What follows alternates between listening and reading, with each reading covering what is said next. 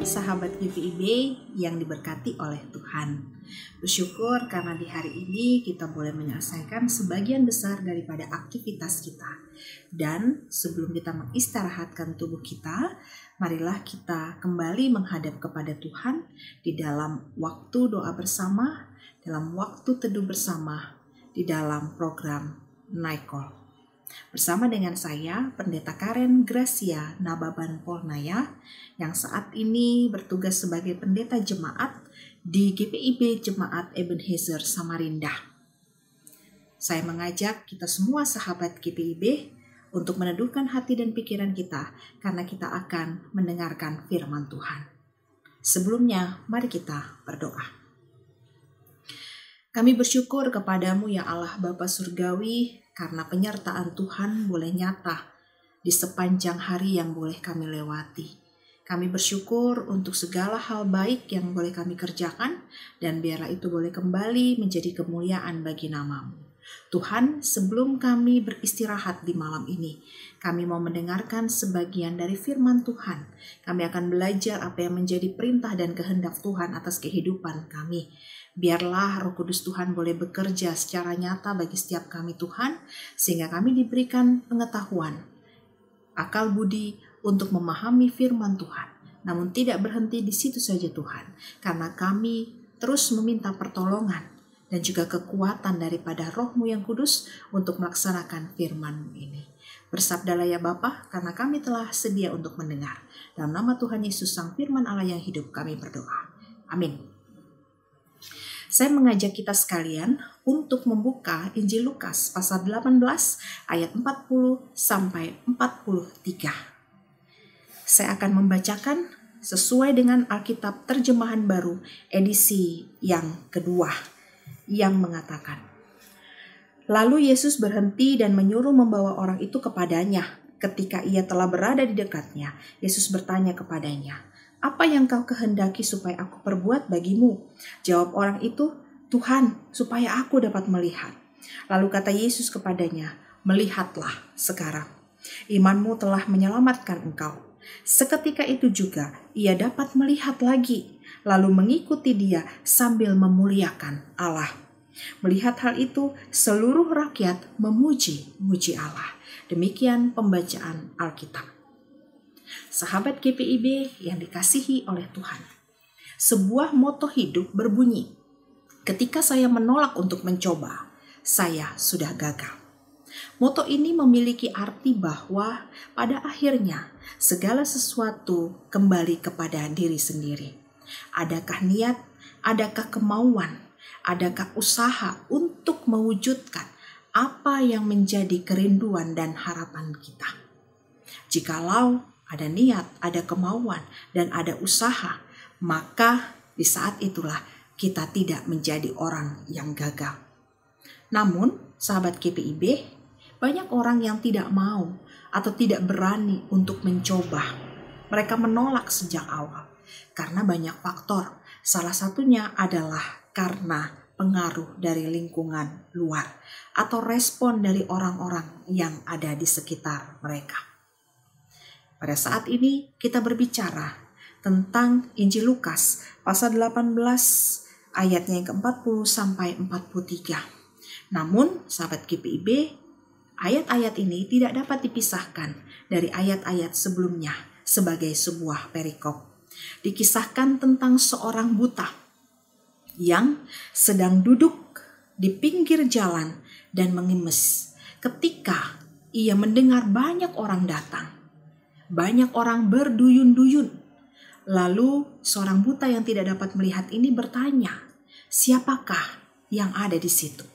Lalu seorang menjawab bahwa ada Yesus dari Nazaret yang sedang lewat.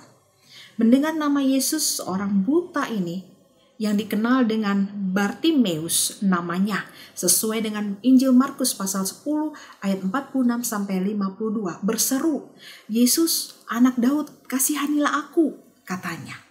Ada perubahan sikap yang sangat signifikan, sahabat GPIB sekalian, dari seorang buta yang pasif, seorang buta yang pasrah pada keadaan, seorang buta yang memilih untuk duduk dan mengemis, memohon belas kasihan orang. kemudian menjadi seorang yang aktif, menjadi seorang yang bergerak, ada niat, ada kemauan, dan ada sebuah usaha yang ditunjukkan. Apa usahanya? Usahanya adalah dia berteriak, dia memanggil-manggil Yesus dengan harapan bahwa Yesus mendengar dia dan mengasihani dia. Namun ada respon yang tidak baik, ada respon yang negatif yang ditunjukkan oleh orang-orang di sekitarnya, yakni bukannya menolong sang buta untuk mendapat akses dekat dengan Yesus, namun ia justru ditegur dan disuruh diam. Fakta ini menunjukkan dan menjadi bukti bahwa tingkat kepedulian pada saat itu sudah menipis atau bahkan sudah tidak ada lagi. Semua hanya terfokus kepada diri sendiri. Semua hanya mau supaya dirinya lah yang dapat berjumpa dengan Yesus, jangan diserobot oleh orang lain. Namun, apakah reaksi dari orang-orang lain itu membuat sang buta menjadi diam? Tidak, dia tetap bersikap secara aktif. Imannya telah mengalahkan ketakutan, keraguan, malu, hingga rintangan. Dari antara kerumunan yang sangat ramai dan berisik itu, ternyata Yesus mendengar teriakan keras dari orang buta itu. Dan ia meminta seorang untuk memanggil orang buta itu. Saat berhadapan dengan Yesus, Yesus menanyakan, apa permintaanmu? Lalu kemudian dengan lugas ia mengatakan bahwa ia ingin dapat melihat. Atas iman dan atas kuasa serta kehendak Yesus, orang buta itu dapat melihat. Namun mungkin muncul dalam benak kita, apa sih alasan Yesus mau menyembuhkannya? Yang pertama, sahabat GPIB sekalian, adalah karena ia percaya pada Yesus. Meskipun ia tidak pernah berjumpa secara langsung.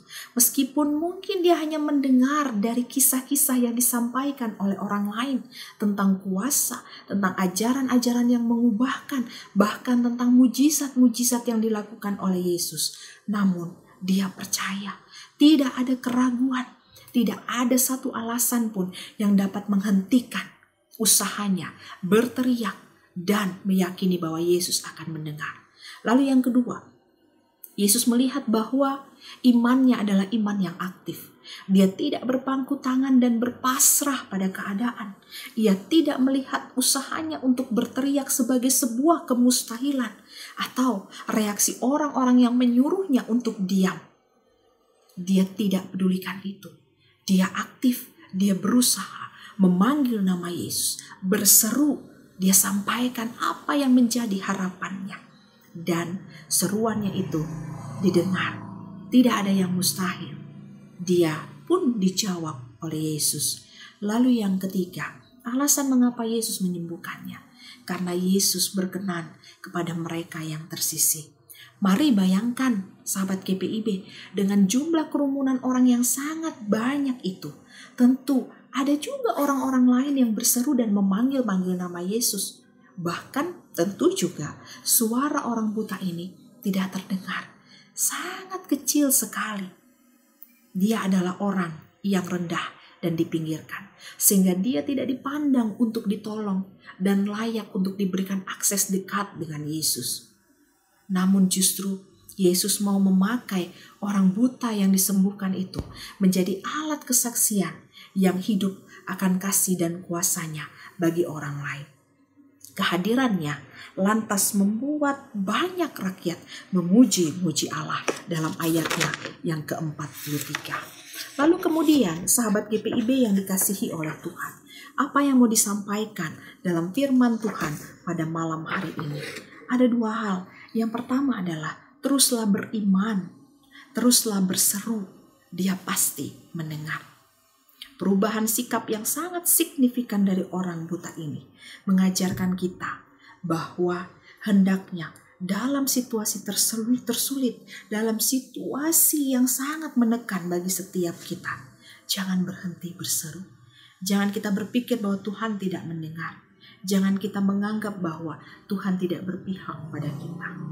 Tuhan sangat senang jika kita tidak pernah berhenti berseru.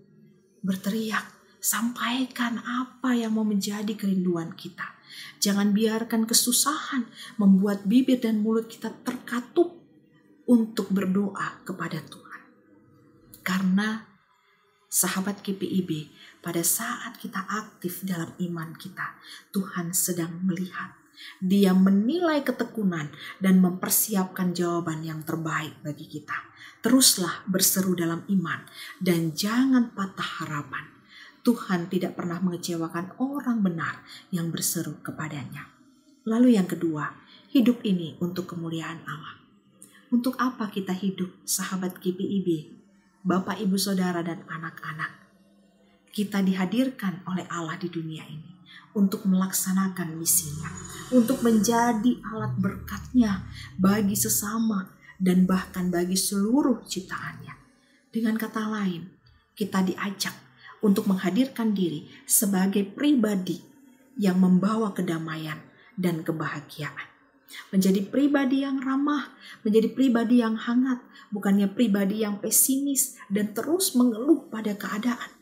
Menjadi pribadi yang selalu siap sedia untuk menolong sesama, berkarya dan menghasilkan pekerjaan-pekerjaan baik sesuai dengan kehendak Allah.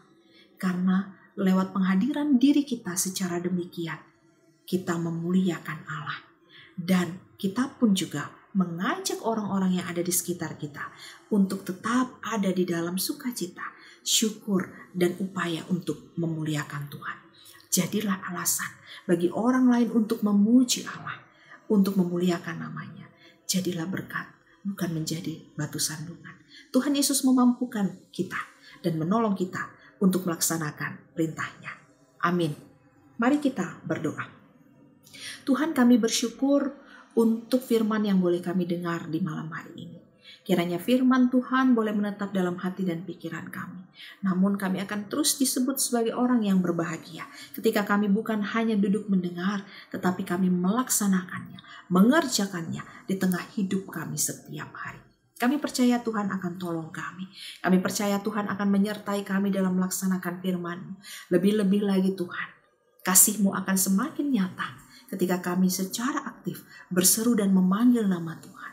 Ketika kami menghadirkan diri kami sebagai saluran berkat bagi banyak orang. Tuhan, bekerjalah atas kami. Jadikanlah kami sebagai pembawa damai dan juga pembawa situasi yang hangat bagi sesama.